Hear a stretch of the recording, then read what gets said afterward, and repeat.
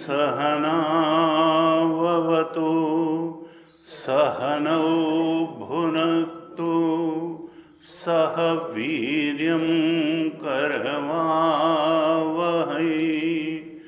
तेजस्विनावधीतमस्तु मा विद्विषावहै।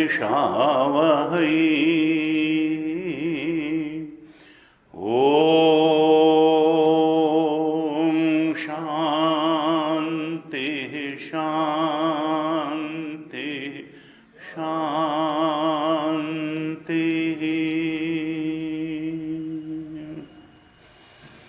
सदाशिवसमारम्भां शङ्कराचार्यमध्यमाम् अस्मदाचार्यपर्यन्तां वन्दे गुरुपरम्पराम्।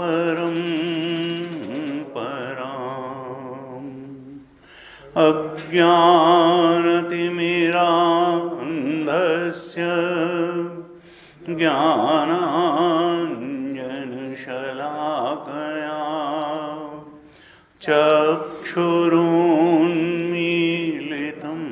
येन तस्मै श्री गुरवे नमः। तस्मै श्री गुरवे नमः। ओम शांति मंत्र का पाठ करें। शं नो मित्रः शं वरुणः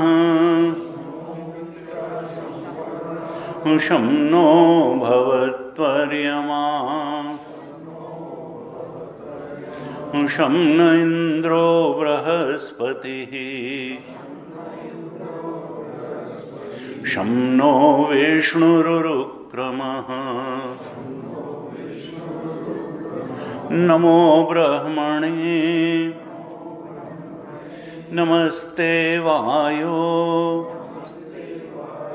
त्वमेव प्रत्यक्षं ब्रह्मासि त्वामेव प्रत्यक्षं ब्रह्म वदिष्यामि ऋतं वदिष्यामि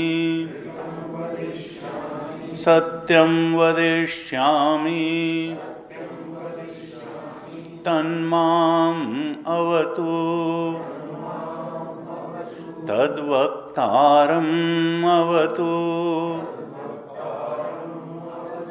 अवतु माम् अवतु वक्तारम्। ओम शांति शांति शांति।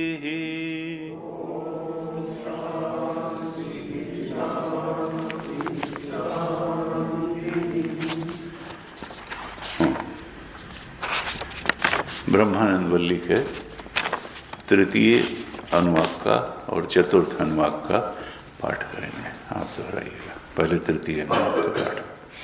प्राणं देवानुप्राणन्ति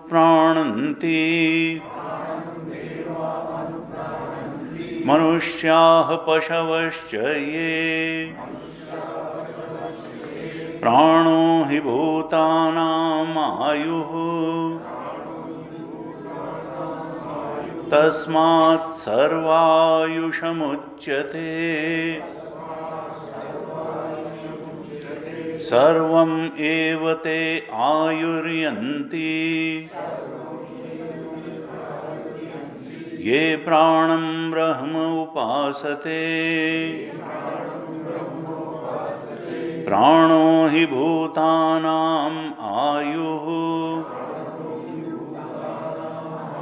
तस्मात् सर्वायुषमुच्यत इति तस्यैष एव शारीर आत्मा यः पूर्वस्य तस्माद् वा एतस्मात् प्राणमयात् अन्योन्तर आत्मा मनोमयः तेनैष पूर्णः स वा एष पुरुषविद एव तस्य पुरुषविधताम् अन्वयं पुरुषविदः तस्य यजुरेव शिरः ऋग्दक्षिणः पक्षः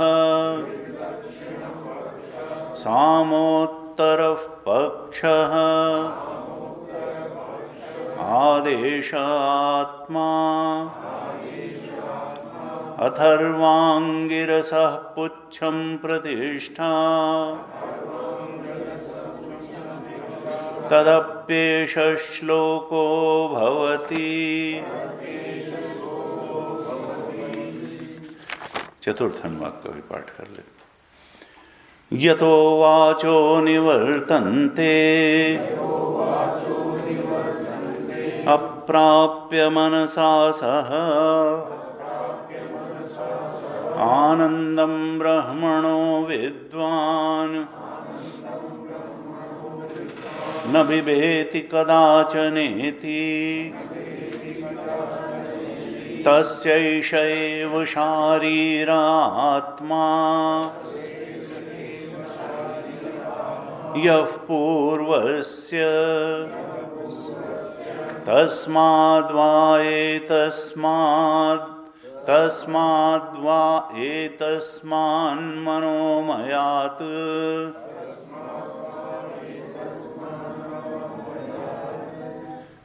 कुछ दूसरा छपा है क्या? यही है ना? तस्मात् वा एतस्मान्मनोमयात्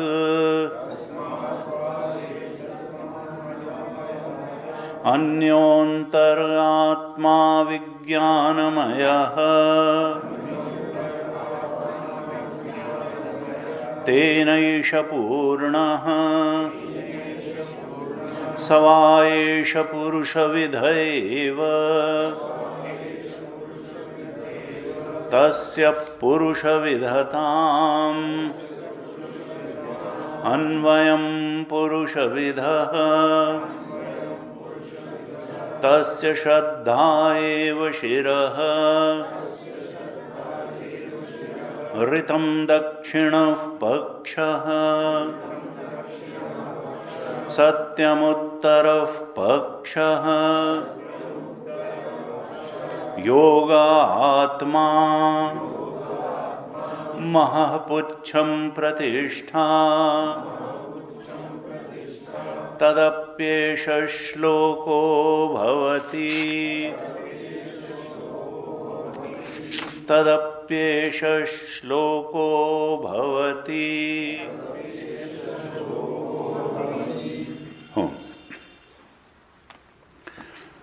पिछली कक्षा में हमने तृतीय अनुवाक में जो मनोमय कोश का वर्णन है इस पर चर्चा की थी। भगवान शंकराचार्य ने जो इस पर भाष्य लिखा, तो भाष्य पर थोड़ी चर्चा की थी। श्रुति इन सारे कोशों के वर्णन के माध्यम से इन कोशों का भी जो अधिष्ठान ब्रह्म तत्व है, उस ब्रह्म तत्व के बोध तक साधक को पहुंचा देना चाहती है, क्योंकि यही मनुष्य जीवन का उद्देश्य भी है, यही परम लक्ष्य भी है, और यही इस सृष्टि में परम की प्राप्ति है। ब्रह्मवित् आपनोति परम। उस ब्रह्म तत्व को जान करके जो इन पांचों कोशों का अधिष्ठान है, उसको जान करके ही जो सर्वोच्च को जान लिया जाता है, और उसको जानना ही उसको पाना है। जानत तुम्हें हो जाए, उसको जानते ही वो हो जाए। यही भगवत प्राप्ति है, यही ब्रह्मबोध है, यही ईश्वर प्राप्ति है, यही सर्वोच्च की प्राप्ति है, यही माया से छूटना है। इसके अलावा जितनी प्राप्तियां हैं सब माया की प्राप्ति हैं, चाहे ये शरीर की प्राप्ति हो या शरीर के माध्यम से संसार की भी जितनी प्राप्तियां हैं वो सब माया के क्षेत्र की ही प्राप्तियां हैं, अर्थात झूठी उपलब्धियां हैं। हालांकि ये कहने में बड़ा, सुनने में भी खराब लगता है, और कहने में तो खैर नहीं लगेगा, क्योंकि श्रद्धा है तो फिर हमको गीता और उपनिषद की बात को तो महत्व देना ही पड़ेगा। हमको खराब लगता है तो भी ठीक, अच्छा लगता है तो भी ठीक। पैसे और पॉपुलैरिटी को जीवन का लक्ष्य नहीं माना जा सकता है। ब्रह्मवित् आपनोति परम। समाज में चाहे जितनी धारणा हो कि जिसने ज़्यादा पैसा कमाया वो सफल है और जिसने कम कमाया वो असफल है, असल में दोनों एक समान असफल हैं। उस ब्रह्मबोध सत्य की उपलब्धि की दृष्टि से ज़्यादा कमाने वाला भी उतना ही असफल है और कम कमाने वाला भी उतना ही असफल है। ज़्यादा पॉपुलर आदमी भी उतना ही असफल है, और क्योंकि पॉपुलैरिटी और पैसा या इंद्रिय विषयों का भोग, या शास्त्रीय शब्दों में कहें तो पुत्रेषणा, वित्तेषणा और लोकेषणा की जो अधिकतम तृप्ति प्राप्ति है, वो तो उद्देश्य कभी ऋषियों ने माना ही नहीं। ये काम चलाने की बातें हैं। इस शरीर के निर्वहन के लिए थोड़ा पैसा भी आवश्यक है,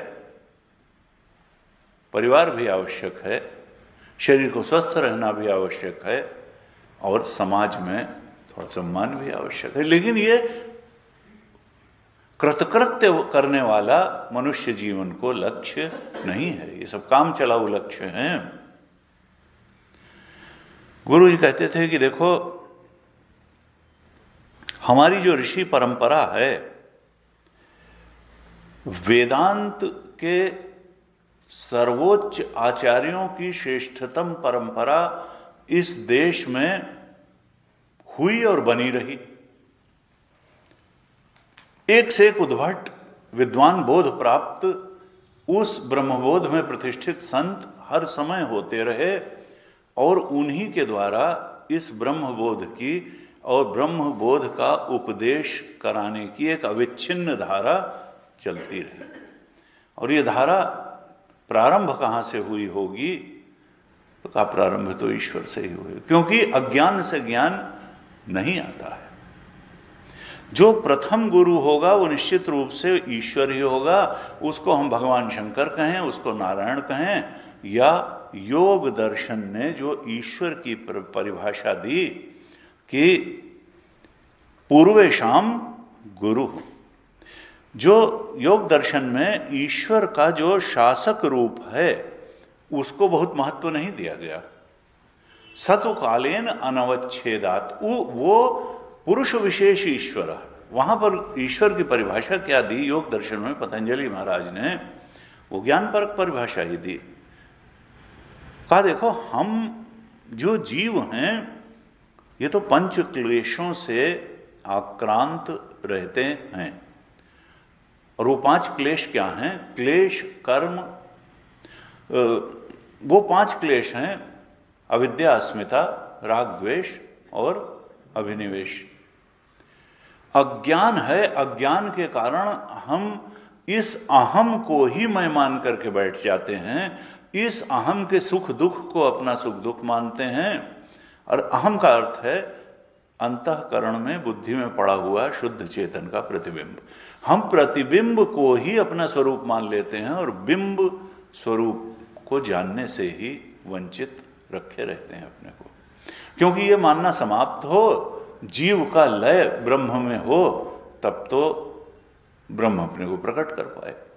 लेकिन ये जीव तो कामनाओं को सत्य मान करके, संसार को सत्य मान करके, कामनाओं को पूरी करके और अपने आप को तृप्त करने में ही जन्म जन्मांतर से लगा है।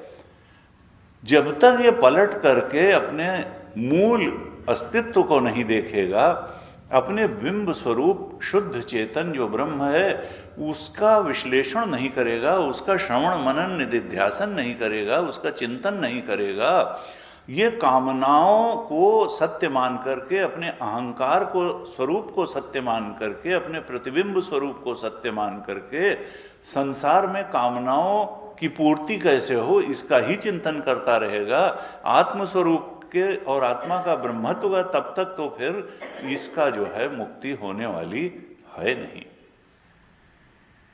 गुरु जी कहते देखो, तुम चाहे जो सांस का धक्का लगाओगे और फिर कहोगे, आती जांच से सांस से कहेंगे सो, जाती सांस से कहोगे हम, तो सो हम सो हम सो हम, सांस के धक्के लगाने से ज्ञान नहीं होता है। ज्ञान जब तक उपनिषद के जो मंत्र हैं उनके अर्थ के बोध में दृढ़ता से प्रतिष्ठित नहीं होगे, वो दृष्टि नहीं बनेगी आत्मा के सच्चे स्वरूप के बारे में, तब तक सांस के धक्कों से ना आज तक किसी को ज्ञान हुआ है ना होगा। ज्ञान तो, और असल में ज्ञान होना ही नहीं है, केवल अज्ञान का नाश होना है। बहुत तरह के लोग हैं, बहुत तरह की बातें बताने वाले हैं, लेकिन तुलसीदास जी ने कहा देखो, श्रुति चलहि वेद मत छाड़े, वेद श्रुति मत को छोड़ करके अपने मत को प्रतिपादित करने वाले बहुत सारे लोग हैं, लेकिन फिर न उनकी अपनी अविद्या नष्ट हुई, न उनका मत किसी के अज्ञान को नष्ट करने में समर्थ होगा। क्यों? क्योंकि आत्मा के ब्रह्मत्व का ज्ञान श्रुति के वेदांत वाक्यों से ही हो सकता है और किसी क्रिया से वो हो नहीं सकता है। गुरु जी कहते थे कि देखो, हम कई बार सरल के और मनोरंजक के आकर्षण में बहुत फंस जाते हैं। वो कहते थे, हमारे पास लोग आते हैं, कहते हैं स्वामी जी थोड़ा सरल ढंग से बात को बताइए। कहा मैं कह देता हूं कि भाई देखो, तुमको सरल और मनोरंजक चाहिए या तुमको सत्य चाहिए? तुम सरल के आग्रही हो या सत्य के आग्रही हो? अगर सत्य चाहिए तो फिर तुमको सरल और मनोरंजक के मोह से मुक्त होना पड़ेगा। वो कहते थे, एक बार मैं गया कैलाश आश्रम, बड़े प्रसिद्ध तो नहीं रहे, विद्यानंद जी उद्भट विद्वान थे और बहुत बड़े संत थे। दिव्यानंद जी जो इस समय कैलाश आश्रम के अधिष्ठाता हैं, उनके पहले वाले विद्यानंद जी। क्योंकि विद्यानंद जी ने कहा कि देखो, हमारे यहाँ की जो श्रेष्ठतम आचार्य परंपरा, और वो हम लोगों को बताते थे कि देखो, जब तुम जाओगे पब्लिक के बीच में तो बहुत से लोग बहुत तरीके की आकांक्षा तुमसे करेंगे, बहुत से लोग बहुत तरह की एक्टिविटीज़ की डिमांड करेंगे जो लोक लुभावनी हों और जिनसे ज़्यादा लोग आकर्षित हों, जिनसे थोड़ा प्रसिद्धि मिले, आश्रम की प्रसिद्धि भी हो, तुम्हारी भी प्रसिद्धि हो। उनका हमारे आचार्य श्रेष्ठतम परंपरा अगर प्रसिद्धि के मोह में पड़े होते तपोवन जी महाराज, तो वो भी गा बजा करके इतने विद्वान थे कि बहुत प्रसिद्ध हो सकते थे। उन्होंने, क्योंकि लोक ऐषणा से मुक्त होना बहुत एक संयम की बात है, बहुत दूरदृष्टि की बात है। लोक ऐषणा के ट्रैप में बड़े बड़े साधु महात्मा भी फंस जाते हैं। देखिए, पुत्र ऐषणा उन्होंने छोड़ दी, वित्त ऐषणा छोड़ दी, लेकिन लोक ऐषणा नहीं छोड़ पाए, प्रसिद्धि नहीं छोड़ पाए। वहां झगड़ा हो जाता है मंचों पर कि उनका सिंहासन हमसे थोड़ा ऊपर कैसे, हमारा सिंहासन नीचे कैसे, हम ज़्यादा बड़े हैं, हम जगत गुरु हैं, हम फलानी पीठ के आचार्य हैं। उन्होंने कहा, तुम ब्रह्मबोध को प्राप्त हुए हो कि नहीं हुए हो? वो जो परमात्मा की पीठ है उस पर तुम बैठे हो कि नहीं बैठे हो, ये असली मापदंड है। बाहर की कुर्सी ऊंची नीची होने से कोई अंतर ही नहीं पड़ने वाला है। तो कहा, विद्यानंद जी से मैं मिलने गया तो उन्होंने कहा कि देखो, हमारी जो श्रेष्ठतम आचार्य और गुरु परंपरा रही, उसने लोक ऐषणा की कभी परवाह नहीं की, नहीं तो वो भी गा बजा करके प्रसिद्ध हो सकते थे। और प्रसिद्धि के मोह में भी मत आना कि जो ज़्यादा प्रसिद्ध है वो सही बात कह रहा है, क्योंकि जो सत्य है वो प्रसिद्धि का मोहताज नहीं होता है। प्रसिद्ध होने का अर्थ प्रामाणिक होना नहीं होता है। और फिर वो कहते थे कि देखो बड़े बड़े कथाकार बड़े बड़े प्रसिद्ध हैं।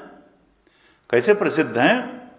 गाने गा गा करके पीछे हनुमान जी की बढ़िया सी फोटो लगा लेते हैं, फिर ऐसे ऐसे हाथ करके गाते हैं, हंसता हुआ नूरानी चेहरा, काली जुल्फें, रंग सुनहरा, तेरी जवानी तौबा तौबा रे। बस दिलरुबा नहीं कहते। फिर हनुमान जी से जोड़ उन्होंने कहा और विद्वानों ने फिल्मी गानों को हीन माना। ये हनुमान जी के लिए फिल्मी गाने जो है गाना प्रसिद्ध, बहुत प्रसिद्ध होना प्रामाणिक होना नहीं है। कहते थे कि देखो अगर प्रसिद्धि से ही प्रामाणिकता होगी तो ब्रह्म तो बेचारा सबसे कम प्रसिद्ध है। आप समाज में निकल के ब्रह्म की बात करिए, किसी से कहिए थोड़ा ब्रह्म के लक्षण बता दो, तो कोई आपसे सत्यम ज्ञानम अनंतम ब्रह्म थोड़ो बता देगा कि ब्रह्म का सबसे कम प्रसिद्ध अगर इस सृष्टि में कोई है तो वो ब्रह्म ही है।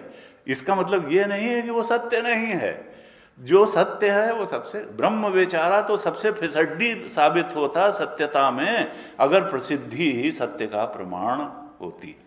तो कहते देखो भाई, प्रसिद्धि के चक्कर में मत पड़ जाना, प्रसिद्ध व्यक्तियों के चक्कर में, तुम तो सत्य के आग्रही हो ना, सरलता के चक्कर में मत पड़ जाना। कहते थे भाई, लोग कहते हैं कि भाई सरल ढंग से मनोरंजन, उनका तुम ये क्यों नहीं स्वीकार करते हो? तुमने पैसे के कारण या किसी डिग्री के कारण या पॉपुलैरिटी के कारण अगर अपने आप को बहुत महान मान लिया या समाज ने भी मान लिया, तो तुमने ये क्यों मान लिया कि हमारी बुद्धि जहां खड़ी है वहीं से हम वेदांत वाक्यों के तत्व के बोध में भी रमण कर लेंगे? अगर नहीं रमण कर पा रहे हो तो ये नहीं है कि आपको सरल बता करके, आपको पहला रियलाइजेशन ये होना चाहिए कि हमारी बुद्धि अभी इस लायक नहीं है कि वो वेदांत के वाक्यों में रमण कर सके। और ऐसा नहीं कि इस लायक नहीं है तो बुद्धि को उस लायक बनाया नहीं जा सकता है। इसका केवल मतलब ये है कि आपकी बुद्धि को अभी बहुत मंजने की आवश्यकता है, अभी बुद्धि को बहुत पवित्र बनाने की आवश्यकता है, और तब आपकी भी बुद्धि उन सब बातों को समझने लायक हो जाएगी। लेकिन अगर आपने पहले से ये मान्यता बना ली कि नहीं हमारी बुद्धि तो बिल्कुल बढ़िया है, ठीक है, और हमको अगर नहीं बात समझ में आ रही, इसका मतलब बात या तो ठीक है नहीं या ठीक तरह से समझाई नहीं जा रही है।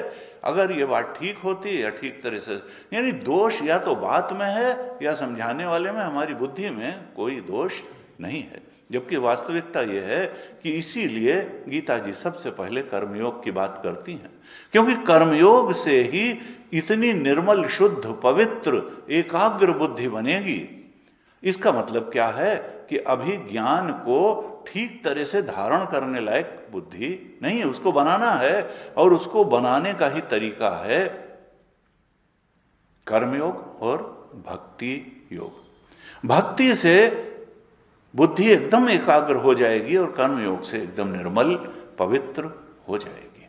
हमको अपना अप्रोच अपने कर्म के प्रति बदलना पड़ेगा, अपनी दिनचर्या पे ध्यान देना पड़ेगा, परमात्मा को हृदय में बसाना पड़ेगा। केवल जीभ पे बसा लेने से नहीं चलेगा। रिचुअल की तरीके से हमको परमात्मा को भी नहीं लेना है, अपने काम को भी नहीं लेना है। अपनी प्रेरणा में सुधार लाना पड़ेगा। गुरु जी ने कहा कि देखो, कहा कि अगर हमारे श्रेष्ठ गुरुओं ने, विद्यायन जी ने कहा कि श्रेष्ठतम गुरुओं ने अगर शुद्ध और प्रामाणिक रूप से ब्रह्म विद्या को बचा करके न रखा होता तो तुम्हारी अविद्या का नाश न हो पाता, क्योंकि ब्रह्म विद्या ही दवाई है ब्रह्म के अज्ञान के नाश के लिए। और दवाई ही अगर डाइल्यूटेड या पॉल्यूटेड होगी तो रोग ठीक होगा? हो ही नहीं सकता है। अगर ब्रह्म विद्या को तपोवन जी महाराज ने भी गा बजा करके प्रसिद्धि पाने के लिए डाइल्यूट या पॉल्यूट कर दिया होता तो गुरुदेव का ज्ञान नष्ट होता। फिर हमारी उसके बाद की गुरु परंपरा का ज्ञान नष्ट होता। गुरु जी कहते थे तुम लोग भी प्रसिद्धि के चक्कर में मत आ जाना। हमारा हमारे यहाँ का यही कि अगर एक व्यक्ति को भी हमने, पहले तो हमारा ज्ञान नष्ट हो जाए, और अगर एक व्यक्ति को भी हम शुद्ध रूप में उस ब्रह्म विद्या को प्रत्यायित कर सके, उसको दे सके, तो समझो हमारा जो जीवन है वो सफल हो गया। इस धारा को चलते रहना चाहिए। संख्या का महत्व नहीं है, लेकिन उस धारा का बहुत बड़ा महत्व है। हम लोग उसको कहते थे तुम्हारा यही काम है कि अगर एक आदमी को भी तुमने ठीक तरह से वो बात समझा दी, बता दी और खुद समझ गए, तो बस बात जो है पूरी हो गई। यहां पर 3 कोशों पर हमने करीब करीब चर्चा की, अन्नमय कोश, प्राणमय कोश और मनोमय कोश।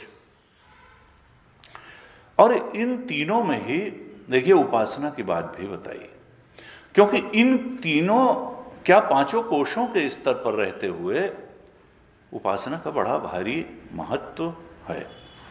और उपासना का अर्थ क्या है? अन्नमय कोश की जब उपासना करी, किस रूप में उपासना करी? अन्नम ब्रह्म के रूप में। अन्न का मतलब क्या है?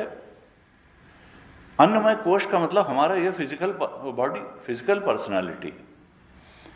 और जब हम इसकी ब्रह्म के रूप में उपासना करेंगे तो ब्रह्म तो बृहत्वाद ब्रह्म है, उससे बड़ा तो कुछ है ही नहीं। तो क्या केवल अपने फिजिकल बॉडी तक हम सीमित रह पाएंगे? यानी समष्टि अन्नमय तक हमको अपनी दृष्टि ले जानी पड़ेगी। समष्टि स्थूल प्रपंच तक हमको अपनी दृष्टि ले जानी पड़ेगी, तभी अन्नमय कोश की अन्नम ब्रह्म के रूप में उपासना की सिद्धि हो पाएगी। तो अन्नम ब्रह्म की उपासना से अर्थ क्या निकला? कि तुम विराट की उपासना करो, यानी विराट से तादात्म्य करो। केवल एक शरीर के लिए ही हमारा उत्तरदायित्व नहीं है, या जिस चेतना को हम अनुभव कर रहे हैं अपने अंदर, वो केवल एक शरीर तक ही सीमित नहीं है, इस शरीर का ही आधार नहीं है, इस शरीर का ही अधिष्ठान नहीं है, वो तो समष्टि स्थूल प्रपंच का अधिष्ठान है। सारे स्थूल प्रपंच को जीवन देने वाला है, उसको आधार देने वाला है। तब बन पाएगी अन्न ब्रह्म की उपासना। और कहा जो ऐसी करेगा उसको समष्टि अन्न की प्राप्ति हो जाएगी, उसको अन्न की कभी कमी नहीं होगी, सारा अन्न उसको उपलब्ध हो जाएगा। अर्थात समष्टि विराट। देखिए हमने जब मांडूक्य उपनिषद पढ़ाया था तब भी उसमें जो पहली उपासना वो विराटात्म भाव की ही बताई थी। देखिए वहां आ उ मा 3 आलंबन लेकर के बताया था। यहां पंचकोश के विवेक के माध्यम से ब्रह्मबोध कराने का श्रुति माता ने रूपक धारण किया है। यहां कौन सा तरीका अपनाया श्रुति ने? उस अधिष्ठान ब्रह्म के, सर्वाधिष्ठान शुद्ध चेतन ब्रह्म के बोध का 5 कोशों का रूपक बना करके, जो कि हम जानते भी हैं। लेकिन वहां पर मांडूक्य उपनिषद में क्या था? अवस्था त्रय विवेक के माध्यम से उस अधिष्ठान चेतन ब्रह्म के बोध का श्रुति ने, मांडूक्य उपनिषद की श्रुति ने प्रयास किया था। उसको भी हम जानते हैं, क्योंकि हम जहां खड़े हैं, जो जान रहे हैं, वहीं से वहां पहुंचना पड़ेगा जिसको हम नहीं जान रहे हैं। हमारी यात्रा हरिद्वार से नहीं शुरू हो सकती है अगर हम देहरादून में हैं। तो हम 5 कोशों से भी परिचित हैं, यहां से चल करके भी उस अधिष्ठान तक जा सकते हैं। और हम 3 अवस्थाओं, जागृत अवस्था, स्वप्न अवस्था और सुषुप्ति अवस्था से भी परिचित हैं। और यहां से भी उठ करके उन तीनों अवस्थाओं का जो अधिष्ठान है, जो शुद्ध चेतन ब्रह्म ही है, वहां तक भी जा सकते हैं। तो मांडूक्य ने उपनिषद में श्रुति माता ने कृपा करके अवस्था त्रय विवेक के माध्यम से उस अधिष्ठान ब्रह्म का बोध कराने का प्रयास किया था। अयम आत्मा ब्रह्म, जो इन तीनों अवस्थाओं का अधिष्ठान है वह ब्रह्म तत्व है, वही वो चेतन तत्व है जिसको हम अपने अंदर मैं करके अनुभव कर रहे हैं। अब ध्यान देने की बात यह है कि यहां पर कहा कि उस अन्नमय की अन्नम ब्रह्म के रूप में उपासना करो, उस प्राणमय की प्राण ब्रह्म के रूप में उपासना करो, उस मनोमय की मनोमय ब्रह्म के रूप में, अर्थात केवल अपने मन के रूप में नहीं, अपने प्राण के रूप में नहीं, समष्टि प्राण के रूप में उसकी उपासना करो, समष्टि मन के रूप में उसकी उपासना करो। आगे समष्टि बुद्धि की बात भी विज्ञान में कोश में करने वाले। और वहां मांडूक्य में क्या कहा था कि आ उ मां, जागृत स्वप्न सुषुप्ति। आ का मतलब जागृत, ऊ का स्वप्न और मां सुषुप्ति, और जो तुरीय या अमात्रा है वो तीनों का अधिष्ठान,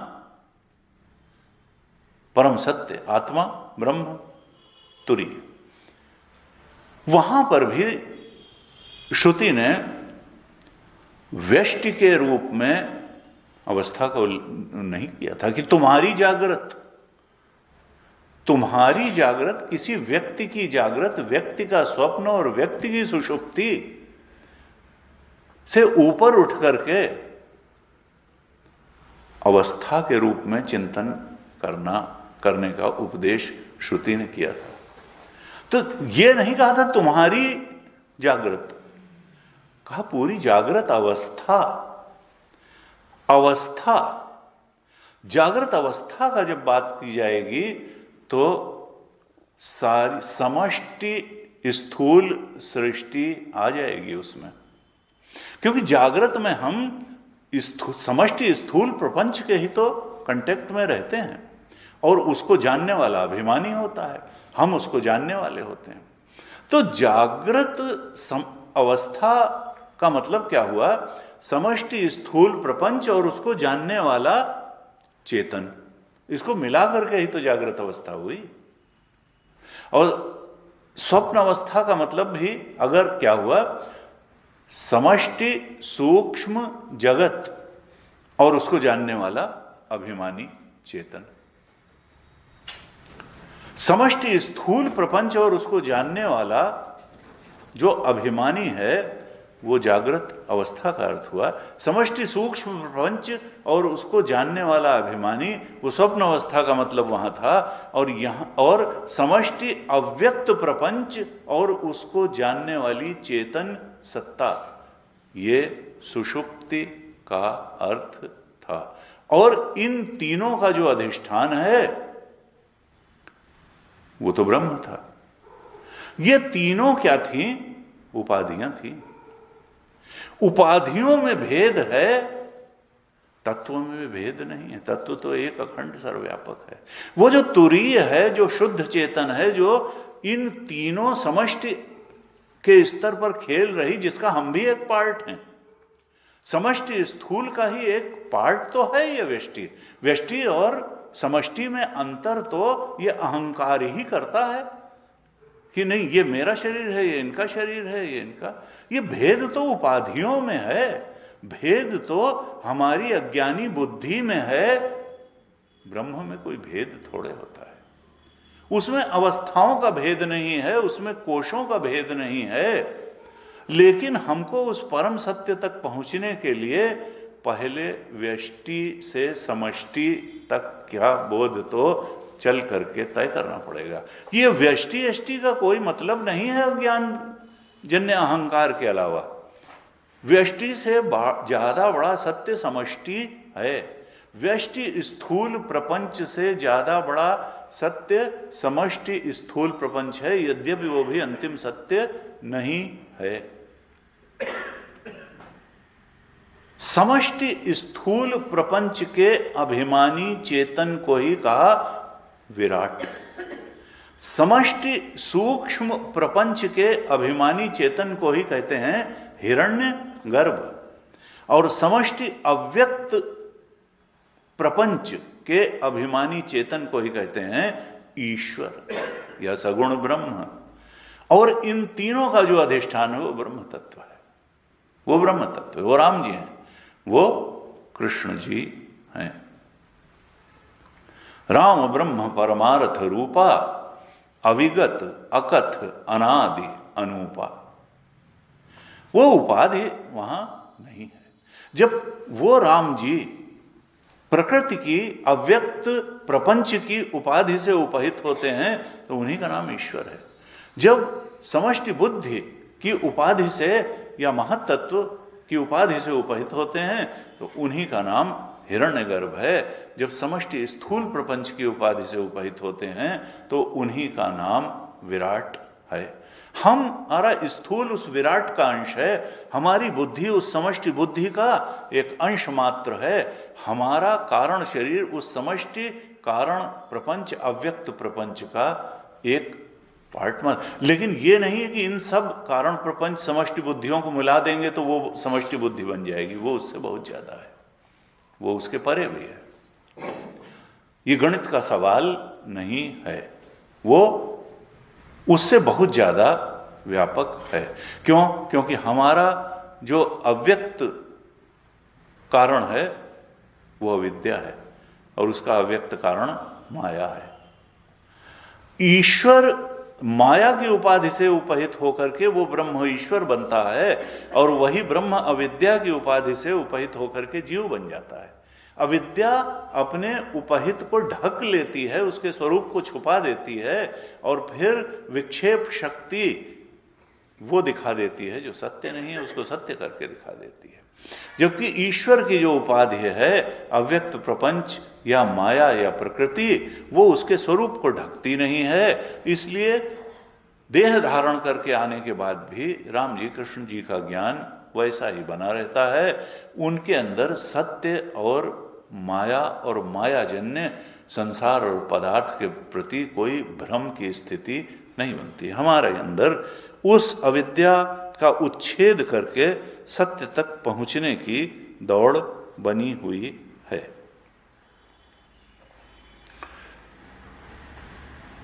यहां पर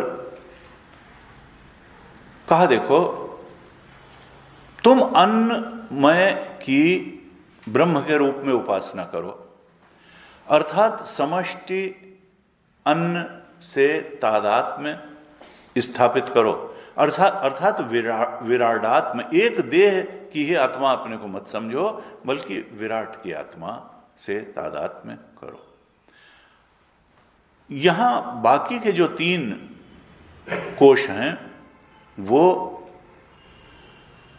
सूक्ष्म प्रपंच रूप ही हैं, यानी प्राणमय कोश, मनोमय कोश और विज्ञानमय कोश।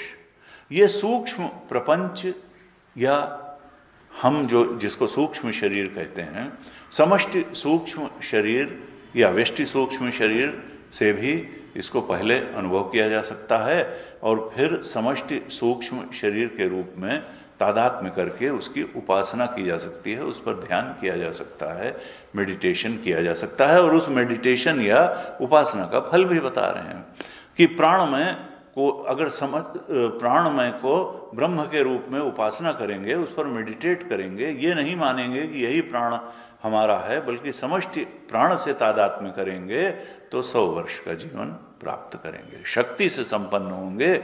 जिस जिस गुण का आधान करके उसमें मेडिटेट करेंगे, उपासना करेंगे, वो सारे गुण हम में इष्ट के गुण उतरते चले आएंगे।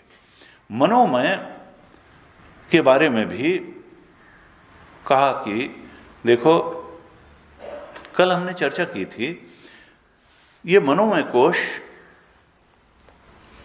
भगवान शंकराचार्य ने कहा कि मन इति संकल्प आदि आत्मकम अंतःकरणम तन्मय यथा अन्नमय। यह जो मन है, यह संकल्प विकल्प नाम की जो अंतःकरण की वृत्ति है, जो शक्ति है, जो फंक्शन है, उसी को कहते हैं मन। संकल्प विकल्पात्मकम मन।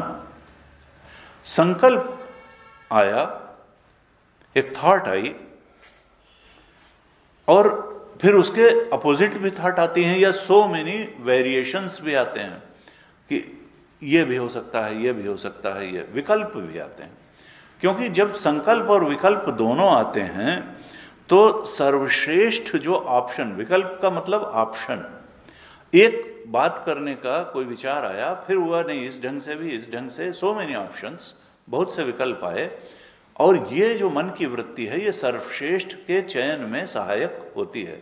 जब कई सारे ऑप्शंस होते हैं तो फिर सर्वश्रेष्ठ जो बुद्धि या निश्चयात्मिका वृत्ति है, जो विज्ञानमय कोश अभी आएगा, वो इस बात का चयन कर सकता है कि इन सो मेनी ऑप्शंस कौन सा ऑप्शन सबसे उपयुक्त होगा।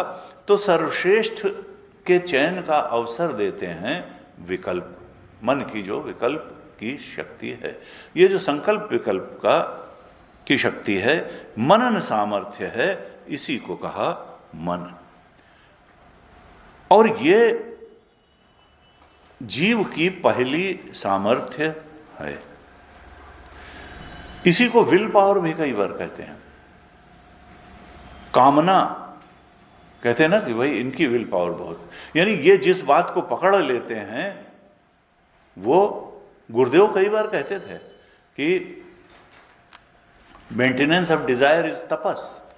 अगर वो डिजायर जितनी ऊंची होगी उतना तपस आपको करना पड़ेगा। अगर ब्रह्मबोध की डिजायर हो जाएगी तो आपको सबसे बड़ा तप करना पड़ेगा। लक्ष्य के अनुसार ही तो व्यक्ति अपनी सामर्थ्य को बढ़ाने को भी बाध्य होता है, लक्ष्य प्राप्ति हो जाने तक। इसीलिए कहते हैं ऊंचा लक्ष्य रखो, सर्वोच्च लक्ष्य रखो, और तुम्हारी जो पकड़ होगी, चाहत होगी, विल होगी, संकल्प शक्ति होगी, वही तुम्हारी सामर्थ्य को बढ़ाने वाली होगी। तो जो जीव है, कर्ता भोक्ता जीव, अभी तो हम जीव के स्तर पर हैं, तो उसकी प्रथम सामर्थ्य क्या है? वो यही संकल्प है। संकल्प शक्ति कितनी है, संकल्प को पकड़ करके रखने की शक्ति कितनी है? Maintenance of desire is tapas. संकल्प विकल्प में से पहले निर्णय करें कि क्या पाना है, क्या चाहते हैं हम, और फिर उस संकल्प को हर परिस्थिति में, स्थिति में पकड़े रहें और पूरी विद्वत्ता और पूरे विवेक के साथ उधर बढ़ने का निश्चय बनाए रखें। ये मन की परिभाषा देने के बाद में भगवान शंकराचार्य ने इस मनोमय कोश को 3 स्तरों पर परिभाषित किया। सबसे पहले तो एक जो पुस्तक के रूप में हमको वेद उपलब्ध होता है, उसको बताया कि ये जो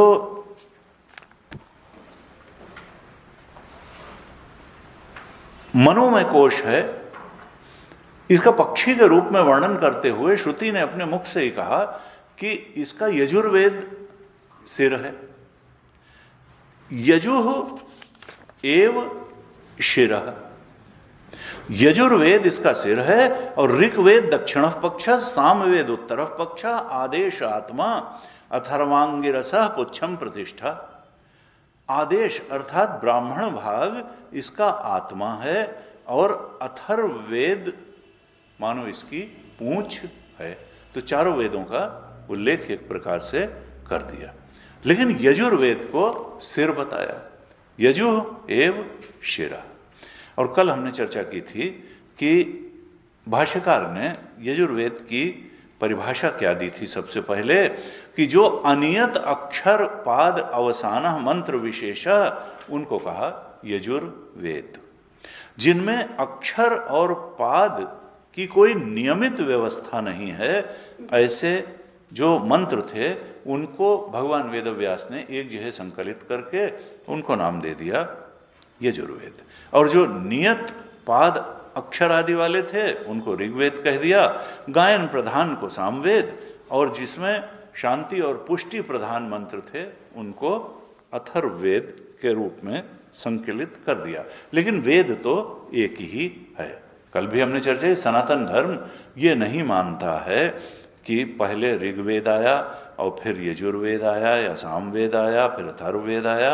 सनातन धर्म कहता है ये तो भगवान की सनातन वाणी है और ये एक साथ ही प्रकट हुई। भगवान शंकराचार्य ने भी भाष्य में लिखा कि देखो, प्रधानता केवल इसलिए कही, शिर इसीलिए कहा कि ये यज्ञ कर्म में विशेष रूप से यजुर्वेद के मंत्रों का उपयोग होता है। प्रधानता इनकी होती है, लेकिन ऋग्वेद सामवेद के भी मंत्र उसमें सहायक हैं। इसलिए ये जो शिर आदि की कल्पना है वाचनिकी, इनके लिए कोई तर्क ढूंढने की जरूरत नहीं है। ये श्रुति ने बस कह दिया सिर तो हो गया। फिर कहा कि दूसरी परिभाषा जो यजुर्वेद की दी, पहली तो दी कि अनियत अक्षर पाद अवसान वाले मंत्र यजुर्वेद हैं। फिर क्रमशः अंदर बढ़ रहे हैं कि वेद क्यों मनोमय है। तो दूसरी परिभाषा क्या दी थी, कल हमने चर्चा की थी कि मनसो ही वृत्ति यजुः इति उच्यते। मन की वृत्ति को ही यजुर्वेद कहते हैं। लेकिन कैसी वृत्ति को? वृत्ति तो जाने किस किस चीज की बनती है। संसार के तमाम विषयों की वृत्ति बनती है, भावनाओं की, तो क्या वो सब यजुर्वेद है? कहा नहीं। यजुः संकेत विशिष्टा वृत्ति यजुः इति उच्यते। जो यजुः संकेत विशिष्ट हैं, अर्थात यजुर्वेद के मंत्रों द्वारा, मंत्रों के श्रवण द्वारा जो वृत्ति उत्पन्न होती है, उसको यजुर्वेद कहते हैं। कहना क्या चाह रहे हैं कि इस कंफ्यूजन में न रहना कि जो प्रिंटेड ब्लैक एंड व्हाइट में अक्षर हैं वो यजुर्वेद नहीं हैं। जो मन में वृत्ति, क्योंकि पहले तो श्रुति परंपरा से ही आती थी, लिखने विखने का कोई चक्कर नहीं था। गुरु ने मंत्र बोला और यहां भगवान भाष्कर ने लिख दिया, श्रोत्राधिकरण द्वारा यजुः संकेत विशिष्टा वृत्ति है यजुः इति उच्यते। वो कान में गई शिष्य के और अंदर जा करके उसने वैसी वृत्ति बनाई। अगर यह हुआ कि सहनाववतु सहनौ भुनक्तु सह वीर्यम करवा वही, हम लोग प्रार्थना में ब्रह्मानंद वल्ली के मंत्र हमने पढ़ा, तो ये गुरु ने बोला और शिष्य के कान में गई और वहां वृत्ति बनी, तो ये क्या हुई? यही यजुर्वेद का मंत्र हुआ। ये वृत्ति ही यजुर्वेद है। यानी वेद क्या हुआ? मनोमय हुआ। मन में ही तो ये वृत्ति बनी। तो यजुर्वेद का स्वरूप क्या हुआ? शिर, मनोमय हुआ। ये वेद जो है कहीं बाहर नहीं है, वेद मनोमय है। क्यों? क्योंकि ये कान के द्वारा, श्रवण के द्वारा, श्रोत्रादि द्वारा मन में जाकर के उस मंत्र की जो वृत्ति बनी, उस वृत्ति को ही कहा यजुर्वेद। यानी वेद मनोमय है। ये बड़ी विचित्र बात है और समझने की बात है। स्थान प्रयत्न नाद स्वर वर्ण पाद वाक्य विषया तत्संकल्पात्मिका तद भाविता वृत्ति है। यह भी शंकराचार्य जी ने कह दिया कि एकदम ठीक तरीके से, ठीक जगह से उच्चारण हो, प्रयत्न ठीक हो, नाद उसकी साउंड भी ठीक। जब गुरु बोलेगा तो बिल्कुल शुद्ध ढंग से मंत्र का उच्चारण करेगा, तो शुद्ध ढंग से वृत्ति बनेगी, तभी वो यजुर्वेद की वृत्ति होगी। और उसमें वर्ण भी वही होगा, पद वही होगा, वाक्य वही होगा। और यही नहीं, तत्संकल्पात्मिका, शिष्य के मन में भी ये भावना भी हो और ये निश्चय भी हो, संकल्प भी हो कि गुरु जो बता रहे हैं ये यजुर्वेद की ऋचा का ही उच्चारण कर रहे हैं। यानी पूरे आदर बुद्धि के साथ श्रवण हो, पूरी समर्पण बुद्धि, आदर बुद्धि, निश्चय बुद्धि के साथ समर्पण हो कि हाँ, ये जो यजुर्वेद की का मंत्र गुरु द्वारा बोला गया और मन में ये वृत्ति बनी, ये वेद का ही प्रकटीकरण मानो हमारे मन में हुआ। ये यजुर्वेद हमारे मन में प्रकट हुआ इस वृत्ति के माध्यम से। और संकल्पात्मिका ही नहीं, तद्भाविता। कहा देखो, जब हम किसी वेद के मंत्र का जप करते हैं तो हमारा मन उसमें डूबता है, उसका ध्यान करते हैं और तब उस भाव से भावित हो जाते हैं। गीता में भगवान ने कहा कि देखो ये जो सत्य है, ये जो तत्व है,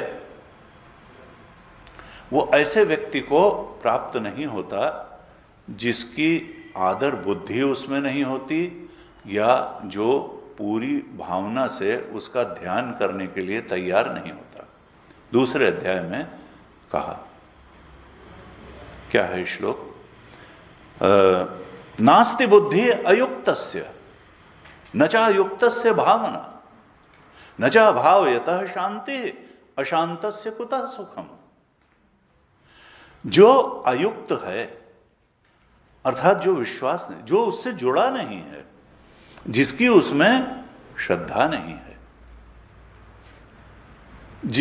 जो उस परम सत्य जो भगवान कृष्ण की वाणी में या जो ऋषियों की, भगवान की जो सनातन वाणी है जो ऋषियों के माध्यम से हमको प्राप्त हुई, ऐसी उपनिषद की वाणी में जिसकी बुद्धि परिनिष्ठित नहीं होती, आदर बुद्धि के साथ प्रतिष्ठित नहीं हो सकती, उससे जुड़ नहीं सकती है, जो अयुक्त ही रह जाती है उससे, नास्ति बुद्धि, उसके अंदर ये सब प्रकाशित नहीं हो पाएगा सच्चा ज्ञान। नास्ति बुद्धि अयुक्तस्य न चा युक्तस्य भावना, और जो बुद्धि ही जिसकी उसके पक्ष में नहीं खड़ी हुई है, वो उसका ध्यान कैसे कर पाएगा, उसके अर्थ के बोध में का अनुभव कैसे कर पाएगा, वो ब्रह्म बोध में प्रतिष्ठित कैसे हो पाएगा जो उसको सत्य मान करके उसमें डूब नहीं पा रहा है। तो नास्ति बुद्धि अयुक्तस्य न चा युक्तस्य भावना न चा भावयतः शांति। अगर बुद्धि समर्पित नहीं हो पाई, मन उसके प्रेम में से अभिभूत नहीं हो पाया, उनके अर्थबोध में रमण नहीं कर पाया, तो फिर शांति कहाँ प्राप्त होगी? संसार के विषयों में डूबना और इनको बड़े मानने से भटकाव बना ही रहेगा, वो शांति प्राप्त नहीं होगी। क्योंकि उपनिषद के शब्द ही उस शब्दातीत अनुभव में ले जाकर के खड़े होने में समर्थ हैं। इंद्रियों द्वारा दिया गया संसार के विषयों का बोध उस परम शांति में ले जाने में हमको समर्थ नहीं बताएगा। नास्ति बुद्धि अयुक्तस्य न चा युक्तस्य भावना न चा भावयतः शांति।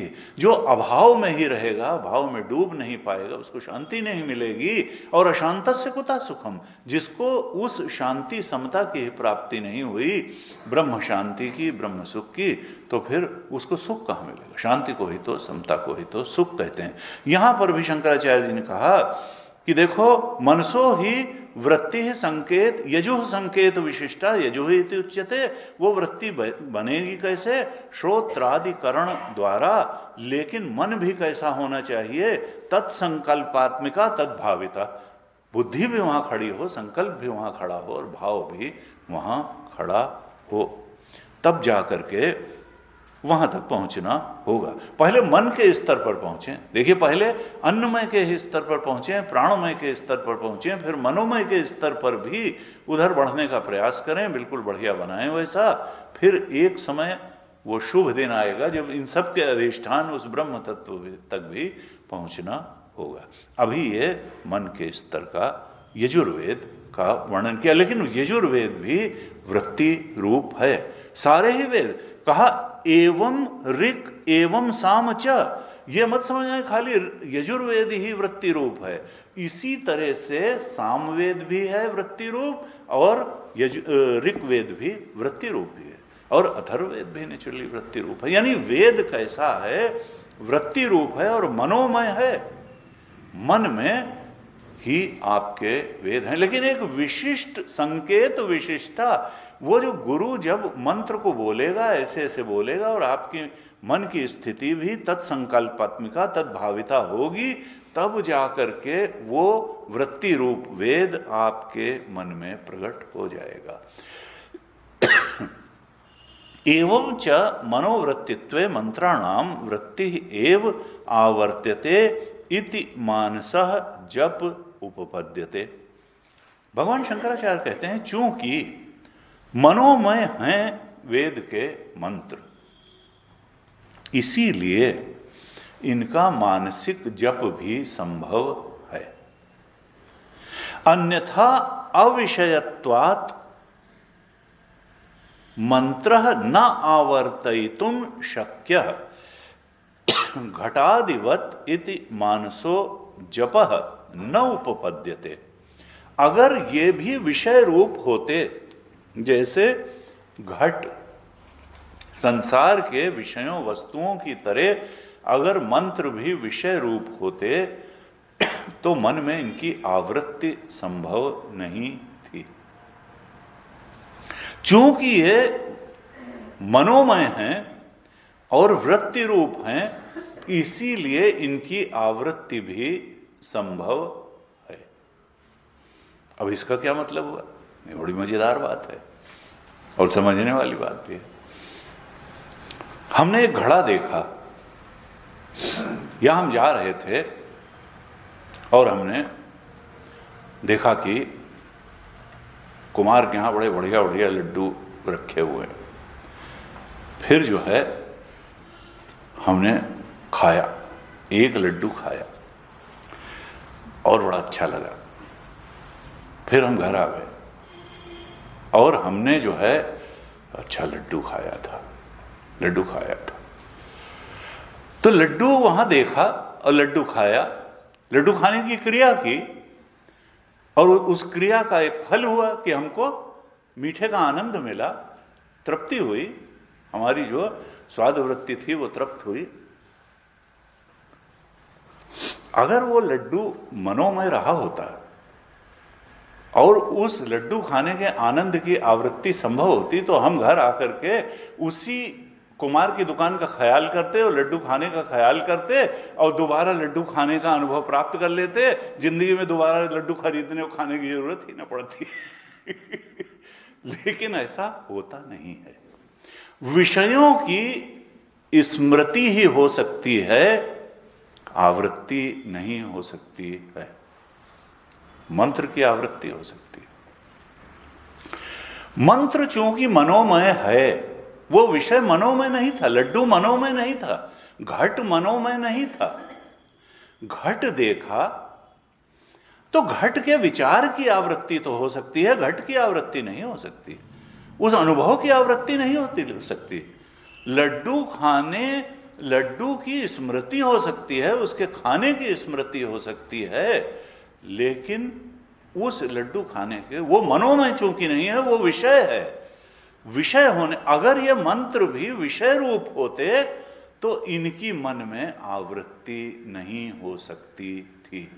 लेकिन मंत्रों की हम मन में आवृत्ति कर लेते हैं।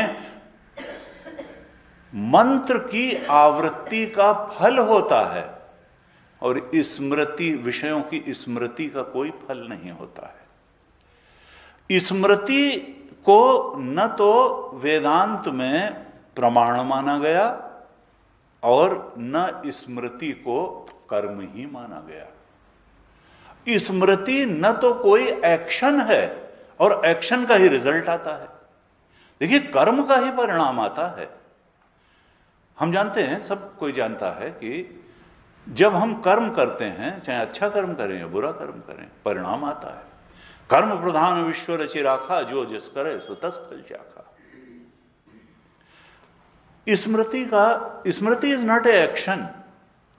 स्मृति कोई क्रिया नहीं है, इसलिए वेदांत स्मृति को न तो प्रमाण मानता है और न स्मृति को क्रिया रूप मानता है, इसलिए स्मृति का कोई फल भी नहीं होता है।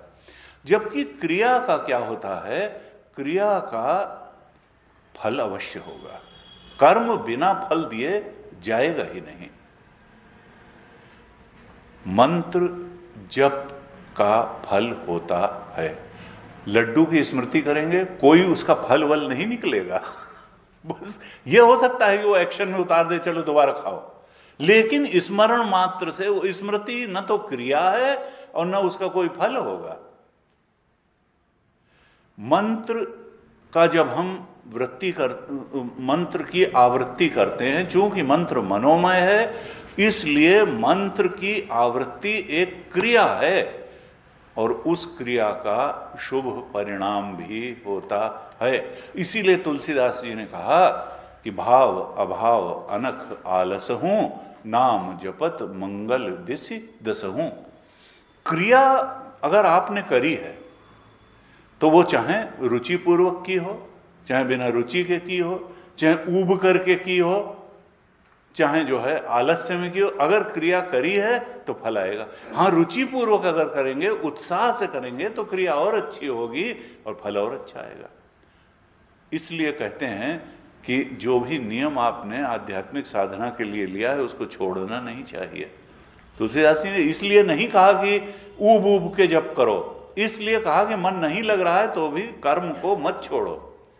अखंडा जी महाराज इसको बहुत कहते हैं कि देखो किसी दिन तुम्हारा नहीं भी मन लग रहा है, आलस्य है, तो भी अगर तुमने 3 माला 4 माला करने का संकल्प लिया है तो उसको करो जरूर। पूजा करने का भले शरीर साथ नहीं दे रहा है, मन नहीं लग रहा है तो भी, क्योंकि कर्म करोगे तो उसका फल आएगा। भाव अभाव अनख आलस हूं, नाम जपत मंगल दिसि दस हूं। कर्म है तो उसका परिणाम अवश्य आएगा। हमने मंत्र जप किया तो ये जप मानस क्रिया है, it is a mental action, और जब एक्शन है तो उसका रिजल्ट आएगा, शुभ परिणाम होगा। जो रिपीटिशन है वृत्ति का वो आप कर सकते हैं। देखिए स्मृति जो है आपके कंट्रोल में नहीं होती, स्मृति होती है और भूलना भी होता है। आपके मन में नहीं होता कि हम आप अपनी, ये आपकी विल वहां नहीं काम करती है भूलने में। वो गाना उसने बनाया इसीलिए कि जिन्हें हम भूलना चाहें वो अक्सर याद आते हैं, क्योंकि भूलना आपके बस में है ही नहीं। वो जो है भूलना और याद करना, इसीलिए उसको कहा कंठस्थ। देखिए मनोमय नहीं कहा स्मृति को कि वो कंठ में है, कंठ में है और वहां से निकल। अब कंठ से निकालना असल में आपके लिए बहुत आसान नहीं होता। वो डिलिबरेट एक्शन नहीं है, वो आ जाए स्मृति तो आ जाए, ना आ जाए, भूल जाए तो भूल जाए, ना भूल जाए तो ना भूल जाए। वो एक्शन की श्रेणी में नहीं है, ना स्मृति ना विस्मृति। ये जो मेंटल एक्शन है मंत्र जप का, और डिलिबरेट विलफुली आप इसको कर सकते हैं। यद्यपि उसमें स्मृति भी इन्वॉल्व होगी, लेकिन इनका अंतर समझना बहुत आवश्यक है। ये मनोमय में जो जप है और स्मृति है ये एक्शन है, ये प्रमाण है वेद प्रमाण से। स्मृति बस होती है, वो डिलिबरेट नहीं है। कहते हैं इट जस्ट टेक्स प्लेस।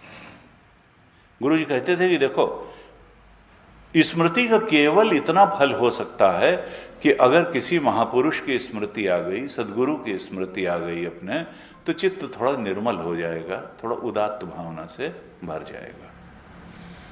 लेकिन स्मृति का कोई अपूर्व नहीं बनेगा, चूंकि वो एक्शन नहीं है, वो क्रिया नहीं है। जबकि हम जप करेंगे अगर मंत्रों का, चाहे जिस वेद के मंत्र का, तो उसका एक अपूर्व भी बनेगा। उसका तात्कालिक फल भी होगा कि चित्त की शुद्धि होगी, और उसका एक अपूर्व बनेगा जो कि समय आने पर फलदायी होगा। इस जन्म में हो सकता है, अगले जन्म में हो सकता है, आध्यात्मिक उन्नति के लिए हो सकता है। अब ये मंत्र हमें हमारे अंदर आए कहां से? हम सोचते हैं कि वेद ग्रंथ रूप है, लेकिन ग्रंथ में ये मंत्र आए कहां से? कहा ये किसी के मन में ही तो थे। भाई ऋषि मंत्र दृष्टा था, ऋषि ने शुद्धतम अंतःकरण की स्थिति में भगवान की उस सनातन वाणी को अपने मन में उसका साक्षात्कार किया, और तभी गुरु शिष्य परंपरा में चला, या उसको वेदव्यास जी ने लिपिबद्ध किया। तो ग्रंथ में मंत्र आने के पहले था कहां? वो किसी ऋषि के मन में था, हमारे गुरु के मन में था, नहीं तो उच्चारण कैसे मालूम पड़ता? उसके गुरु ने उसको सिखाया, उसके गुरु ने उसको सिखाया, उसके गुरु ने इसके सिखाया। तो गुरु के मन से शिष्य के मन में वेद आया, तो फिर सबसे पहले ये किसके मन में था? कहा सबसे पहले आदि गुरु के मन में था। तो वो आदि गुरु कौन था? कहा वो आदि गुरु परमात्मा ही था। और उसी को योग दर्शन में कहा सतु पूर्वेशाम अपि गुरु। योग दर्शन में पतंजलि महाराज ने कहा कि जो ईश्वर है वो सब गुरुओं का भी गुरु है, वो आदि गुरु है। और वो क्लेश कर्म विपाक आशय ही अपरामृष्ट पुरुष विशेष ईश्वर, वो पुरुष विशेष उन्होंने ईश्वर को माना। और कहा हम लोग जैसे क्लेश कर्म विपाक और आशय से ग्रस्त होते हैं, पंचक क्लेश से सताए हुए हैं, हमारे अंदर संस्कार हैं और उनके फलीभूत होकर के प्रारब्ध के कारण हमको शरीर मिला है, विपाक के कारण उन संस्कारों के, और हम लोग कामना प्रेरित कर्म करने में लगे रहते हैं। ईश्वर ऐसा नहीं है, वो क्लेश के भी से भी अछूता है, कर्म से भी अछूता है, उसके आशय कोई संस्कार राशि नहीं है और प्रारब्ध भी उसका नहीं है। वो तो समष्टि की प्रार्थना पर आ जाता है। प्रेम भगति बस कौशल्या की गोद, वो जो सो अज प्रेम, वो तो अजन्मा है वास्तव में, लेकिन वो एक शरीर धारण करके आता है। कहते हैं कि इस प्रकार से वेद जो है वो इंद्रिय का अविषय है और मनोमय है, इसीलिए वृत्ति रूप में उसकी आवृत्ति भी, मानसिक जप भी संभव है। अगर वो विषय रूप होता तो घटादिवत उसका मानसिक जप संभव न होता। फिर कहते हैं मंत्र आवृत्ति च उद्यते बहुशः कर्मसु। ये जो मंत्र की आवृत्ति का विधान है, ये स्वयं वेद में ही बहुत से कर्मकांडों के लिए किया गया है। तो आवृत्ति का विधान कैसे हो? अगर विषय रूप रहा होता तो हम उसकी आवृत्ति लड्डू खाने की जैसे नहीं कर सकते, ऐसी उसकी आवृत्ति और उसका फल कैसे होता? वो तो मनोमय है, इसीलिए उसकी आवृत्ति हो सकती है। और वेद स्वयं उसकी आवृत्ति करने का के लिए चोद्यते, प्रेरित करते हैं। कहते हैं अक्षर विषय स्मृति आवृत्त्या मंत्र आवृत्ति स्यादिति चेत न। अब एक पूर्व पक्ष कहता है कि मंत्र के अक्षरों पर ध्यान करके भी तो उनकी आवृत्ति की जा सकती है। कहते हैं, भाष्यकार कहते हैं नहीं, मुख्यार्था असंभवात। फिर जो मुख्यार्थ है वो रह जाएगा। अगर हम उसको अक्षरों की स्मृति रूप ही मान लेंगे तो जो डेलिबरेट एक्शन की आवृत्ति से जो उसका शुभ फल निकलने का मुख्यार्थ है जब का, वो छूट जाएगा। क्योंकि स्मृति का कोई परिणाम नहीं होता, क्योंकि स्मृति कोई क्रिया नहीं होती है। जब तो डेलिबरेट एक्शन है, और इसको तो हमको स्मृति के धरातल की बात नहीं माननी पड़ेगी, क्योंकि मंत्र की आवृत्ति होती है और हम डेलिबरेटली जब चाहें तब इसको कर सकते हैं और उसके परिणाम का तात्कालिक अनुभव भी कर सकते हैं और लॉन्ग रन में भी वो परिणाम देगा। इसलिए विषयवत ये नहीं है, ये तो मनोमय है। तत्र ऋचा अविषयत्वे तद विषय स्मृति आवृत्तौ च क्रियमाणायाम त्रि प्रथमा। एक दृष्टांत दे रहे हैं कि ऋग्वेद में स्वयं कहा गया कि ये वाला कर्मकांड के करने के पहले इस मंत्र का 3 बार उच्चारण करो, ये कर्मकांड करने के बाद इस मंत्र का 3 बार उच्चारण करो। अर्थात मंत्र की आवृत्ति का उपदेश स्वयं वेद देता है। क्यों? क्योंकि ये डेलिबरेट एक्शन है, ये केवल स्मरण नहीं, स्मरण का कोई फल नहीं आ सकता। और फिर इसलिए इसको मनोमय मानना पड़ेगा, इसको विषय रूप नहीं माना जा सकता है जिसकी स्मृति हम कर रहे हैं, ये हम एक्शन कर रहे हैं मनोवेद का। कहते हैं तस्मात् मनोवृत्ति उपाधि परिच्छिन्नम मनोवृत्ति निष्ठम आत्म चैतन्यम अनादि निधनम यजुः शब्द वाच्यम आत्मविज्ञानम मंत्रा इति। अब भाष्यकार वेद जो मनोमय है, पहले अनियत पाद अक्षर वाला अर्थ बताया था, फिर उसका स्थान प्रयत्न उच्चारण, और कहा कि मनसो ही वृत्ति यजुः संकेत विशिष्टा यजुः इति उच्यते। ये दूसरे मंत्र की मनोमयता की बात बताई थी। अब तीसरे स्तर पर और गहरे स्तर पर ले जा करके यजुर्वेद शिर क्यों है इसकी बात बता रहे हैं, या किसी भी मंत्र के, वेद के जो मंत्र हैं उनका स्वरूप क्या है। तो मंत्र के स्वरूप का उद्घाटन करते हुए कहते हैं मनोवृत्ति उपाधि परिच्छिन्नम चैतन्यम यजुः शब्द वाच्यम। छोटा ये, यानी मनोवृत्ति की उपाधि से परिच्छिन्न चैतन्य ही यजुः शब्द वाच्य है, अर्थात मंत्र, वेद का मंत्र है। दो चीजें बताई इसमें, यानी एक तो चैतन्यम ही यजुः शब्द वाच्य। वेद का मतलब क्या है? वेद का मतलब जो हम पढ़ रहे हैं, सुन रहे हैं, कह रहे हैं, कहा ये तो उसकी उपाधि है। शब्द की उपाधि पर चढ़ करके ही तो वेद हमारे अंदर आता है और शब्द के रूप में ही हमारे मन में प्रकट होता है। लेकिन वेद शब्द रूप नहीं है, वो तो चेतन रूप है, वो तो शुद्ध चेतन है, वो तो शुद्ध चेतन है। शब्द तो केवल उसकी उपाधि है। देखिए नारायण भगवान जो है जब चलते हैं तो वो तो शुद्ध चेतन है, लेकिन गरुड़ पर बैठकर चलते हैं और गरुड़ के पंखों से शब्द वेद मंत्र की ध्वनि निकलती है। अर्थात जो परम सत्य है वो शब्द पर चढ़ करके ही आता है और शब्द ही हमारे मन में उस परम शुद्ध चेतन के बोध को उत्पन्न कर देते हैं जो हमारा स्वरूप ही है, जो हमारा स्वरूप ही है। तो यहां पर क्या कह रहे हैं? मनोवृत्ति उपाधि परिच्छिन्नम चैतन्यम यजुः शब्द वाच्यम। भाष्यकार कहां इशारा कर रहे हैं कि देखो केवल चैतन्य को वेद नहीं बोलते हैं और केवल मनोवृत्ति को भी वेद नहीं बोलते हैं। केवल मनोवृत्ति को भी वेद नहीं कहते, केवल चैतन्य को भी वेद नहीं कहते हैं, बल्कि मनोवृत्ति की उपाधि से परिच्छिन्न चेतन को वेद कहते हैं।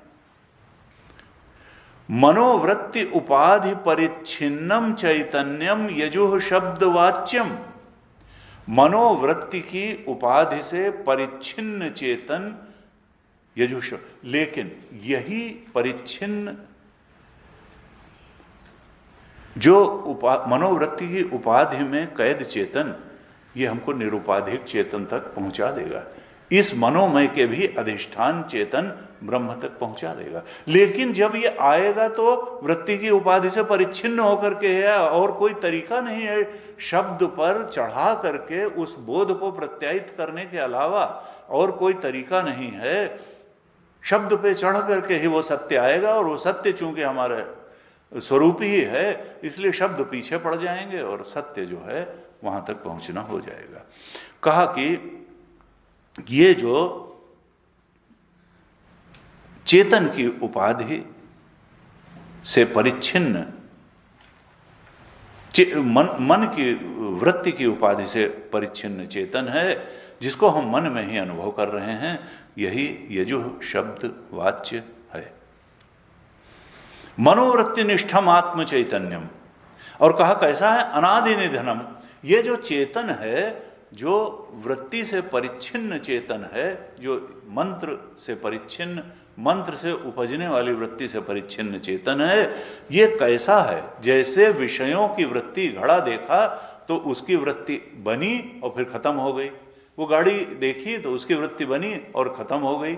वैसी ही क्या ये यजुर्वेद के मंत्रों से बनी हुई जो वृत्ति है उसमें परिच्छिन्न चेतन भी उस विषय से उत्पन्न जो वृत्ति है वो उसमें भी तो चैतन्य होगा, तो उसी ढंग की है।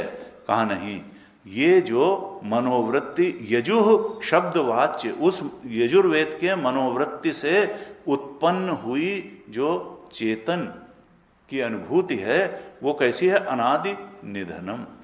इस यजुर्वेद के मंत्र के माध्यम से जो बोध हुआ उसकी न उत्पत्ति है, ऐसा चेतन है आत्मचेतन। ये जहां पहुंचाएगा जिस चेतन के बोध में, वो अनादि निधनम है। अर्थात अनादि का मतलब जिसका कभी प्रारंभ नहीं हुआ, और निधन का मतलब जिसका नाश नहीं होता। निधन का मतलब मर जाना, खत्म हो जाना, नाश हो जाना। विषय से उत्पन्न जितनी वृत्तियां हैं वो उत्पन्न होंगी, नाश होंगी, उत्पत्ति और नाश वाली हैं। लेकिन ये मंत्रों से उत्पन्न जो वृत्ति हैं जिनमें चेतन कहते हैं, ये वृत्तियां उत्पत्ति और नाश वाली नहीं हैं। इनका हम जैसे जैसे बोध करेंगे, जैसे जैसे जप करेंगे, जैसे जैसे इनमें जो परिच्छिन्न चेतन है उसके बोध में प्रतिष्ठित हो जाएंगे, तो ये जो मंत्र में परिच्छिन्न चेतन मंत्र जो हैं अनादि, ये देखिए ये वहां इशारा कर रहे हैं कि इन मंत्रों का कभी नाश नहीं होता।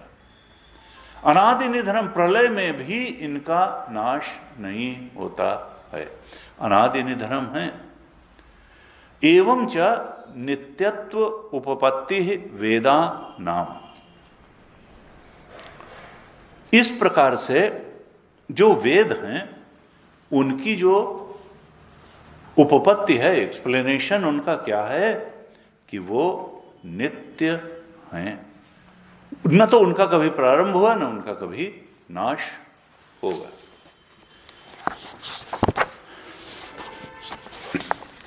दयानंद महाराज कहते हैं कि मंत्र विशेष इज नथिंग बट वृत्ति विशेष, that being so kriya activity in the form of avritti mental repetition is possible. You cannot repeat a perception. आप किसी अनुभव की, वही लड्डू खाने के अनुभव की थोड़ा रिपीट कर सकते हैं, लेकिन मंत्र विशेष जो है वो वृत्ति विशेष ही है, और उसके वो जो है क्रिया है, डिलिबरेट एक्शन है, और तभी उसकी आवृत्ति पॉसिबल है। If you see a part and want to repeat it, that will not do. It is not an action. It is not will based. ये आपकी इच्छा। Repetition is will based kriya.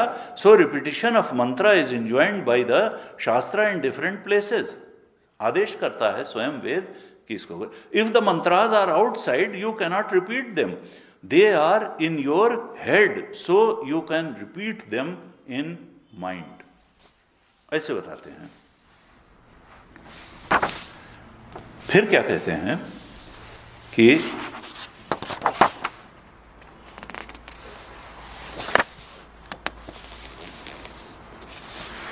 you cannot repeat a pot, you can only repeat a pot thought. घड़े के विचार का तो repetition हो सकता है, घड़े का रिपीटिशन मन में नहीं कर सकते। और हमारे मन में आया कहां से? ऋषियों के मन में ईश्वर से आया। ईश्वर ही प्रथम गुरु है। Veda mantras are not momentary vrittis like pot. ये क्षणिक वृत्तियां नहीं है जैसे घड़े की वृत्ति बनती है। They have been flowing down from mind to mind and the initiator is परमेश्वर। सबसे पहले ईश्वर के मन से ये गुरु शिष्य परंपरा से आता चला गया है। हु इज नित्य चैतन्य, परमेश्वर इज नित्य चैतन्य विद वृत्ति उपाधि। देखिए, समष्टि कारण प्रपंच से उपहित चेतन, अव्यक्त वही तो है। कहते हैं द जगत also is beginningless because after it's प्रलय इट रिमेन्स अनमैनिफेस्ट। जगत भी जा करके प्रकृति में बीज रूप में महाप्रलय में स्थित हो जाता है, और जीव भी हो जाते हैं। दिस जीवा ऑल्सो डज नॉट एंड। जीव का भी अंत नहीं होता महाप्रलय में, ये भी सो जाता है जाके, जगत भी सो जाता है। वेदर इनलाइटेंड और not enlightened, jiva is called nara, derived as न रियते। If he is enlightened then he is eternal. जीव अगर अपने उस ब्रह्म स्वरूप के बोध में उपस्थित स्थित हो गया तब तो वो शाश्वत ब्रह्म स्वरूप ही हो गया। और ही बिकम्स वन विद परमेश्वर, वो ईश्वर से एकत्व को प्राप्त हो गया। If he is not enlightened he will be repeatedly being born and dying, वो बार बार पैदा होता रहेगा, पुनरपि जन्म पुनरपि मरणम। इफ जीव जगत एंड परमेश्वर continue to be there during प्रलय, यानी तीनों ही देखा जाए तो शाश्वत हो गए। जीव भी अगर इनलाइटेंड है तो परमेश्वर रूप हो गया, नहीं तो जाके सोएगा और कर्मानुसार फिर आएगा, फिर सोएगा, जगत भी सोएगा और आएगा। यानी नाशवान न जीव है, न जगत है, न परमेश्वर है, ये तीनों ही तो इटर्नल हैं। इफ जीव जगत एंड परमेश्वर continue to be there during pralaya, then what to talk of Veda mantras, तब फिर वेद मंत्र इटर्नल क्यों नहीं हैं? Then what to talk of Ved mantras? They remain unmanifest. So mantras in the form of vrittis are eternal. ये वृत्ति रूप हैं और ये इटर्नल हैं। ऐसे कहा। फिर कहते हैं the consciousness conditioned by manovritti is called Yaju. उपाधि परिच्छिन्न चेतन को ही वृत्ति कहते हैं। Pure chaitanyam is not Veda, but mantra vritti अनुगत चैतन्यम इज वेदा। यानी वृत्ति की उपाधि से परिच्छिन्न चेतन को ही वेद कहते हैं। न तो शुद्ध चेतन वेद है और न वृत्ति की उपाधि ही वेद है। Sense objects do not last long, as you perceive them they keep changing, no single object is eternal. कोई भी विषय जो है शाश्वत नहीं होता है। Mantras on the other hand are directly received by the mind from another mind and remain as they are. ईश्वर से लेकर के हमारे तक वो as it is आ गए हैं। If we do not accept this, Veda would become अनित्य। वेद जो है नित्य नहीं रह जाएगा। ऐसे जो है शंकर जी, हमने इसलिए कह दिया थोड़ा एक्सप्लेनेशन, क्योंकि बड़ा बारीक बिंदु ये है कि स्मृति और मनो जप में अंतर क्या है। जप पूरी तरह से क्रिया है और डिलिबरेट एक्शन है, जबकि स्मृति कोई डिलिबरेट एक्शन नहीं। वो हो सकती है, वो नहीं हो सकती है। इसका फल होता है, इसका परिणाम होता है, और स्मृति का कोई परिणाम नहीं है, कोई फल नहीं है। यहां पर ये दो तीन बातें मनोमय विज्ञान के संबंध में बताई। कहा अन्यथा विषयत्वे रूपादिवत अनित्यत्वम च स्यात् न एतद युक्तम। नहीं तो विषय की तरह से वेद भी अनित्य हो जाएगा, जो कि मानना ठीक नहीं है, क्योंकि संसार में सब कुछ तो परिवर्तनशील है, ये चेतन परिवर्तनशील नहीं है। वेद भी जो मनोवृत्ति की उपाधि से परिच्छिन्न चेतन मंत्र के माध्यम से हमको अनुभव में आता है, वो भी परिवर्तनशील नहीं है, वो इटर्नल है। इसका थोड़ा सा भाष्य और बचा है, लेकिन उसको भी थोड़ा एक्सप्लेन करने के लिए समय लगेगा। आज यहीं तक रखते हैं। ओम पूर्णमदः पूर्णमिदं पूर्णात् पूर्णमुदच्यते पूर्णस्य पूर्णमादाय पूर्णमेवावशिष्यते। ओम शांति शांति शांति। हरि ओम। श्री गुरुभ्यो नमः। हरि ओम।